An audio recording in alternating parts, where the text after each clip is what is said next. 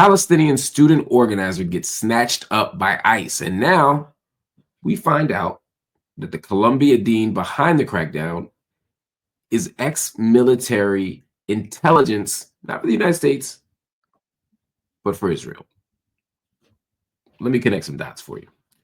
Mahmoud Khalil, a green card holder, was arrested for protesting Israel's war on Gaza. He was a student leader on campus.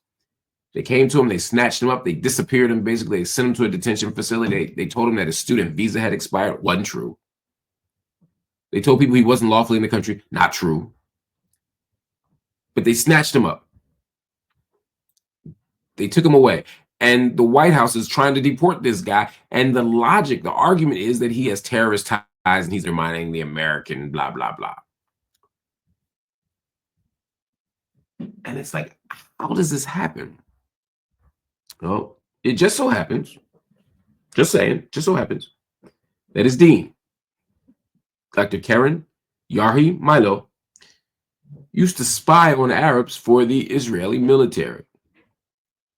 Now, she was one of the people, let me be clear, I'm not saying that just because she's Israeli, it's a problem. I'm saying that her particular job was to spy on Arabs. So when I see a educational infrastructure where Arabs and their allies, particularly Palestinians, are being surveilled and criminalized and punished, I can't help but connect the dots between that and the fact that the dean, one of the people overseeing this process, used to do that. But anyway, she helped push it's not just that though, she helped push the narrative that Columbia was overrun with anti-Semitism. Not in the past, but just a couple days before, Mahmoud Khalil, excuse me, got dragged away by ICE.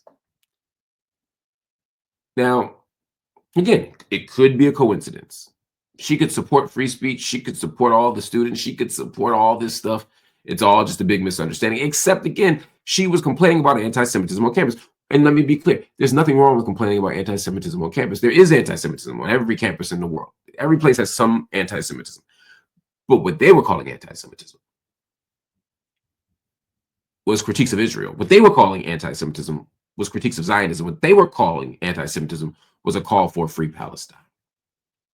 And a couple of days later, one of her students gets dragged away. And just in case you think I'm being extra, after the arrest, after Mahmoud Khalil was arrested, does she defend the student? Does she call for free speech? Does she call for a fair investigation? No. She invites a former Israeli prime minister to come speak on the campus, doubling down. Meanwhile, students that were protesting the event where she invited the prime minister, they got called harassers, dissidents. So I don't know what's going on here, but I gotta say, the fact that this relationship between the arrest and the infrastructure is at least so eyebrow raising. You would think the university would say something to disabuse me of this notion.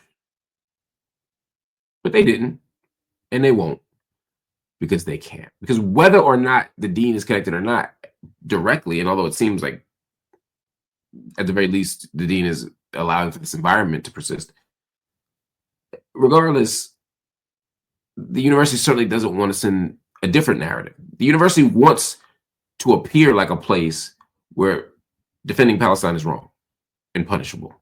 They want to create a sense where anti-Zionism is unwelcome. They want to create that context. They want to create those vibes. That's how they're moving right now. And we have to do something about it. Because if ICE can disappear a student for protesting, what happens next? What happens next? That's the question. What happens next?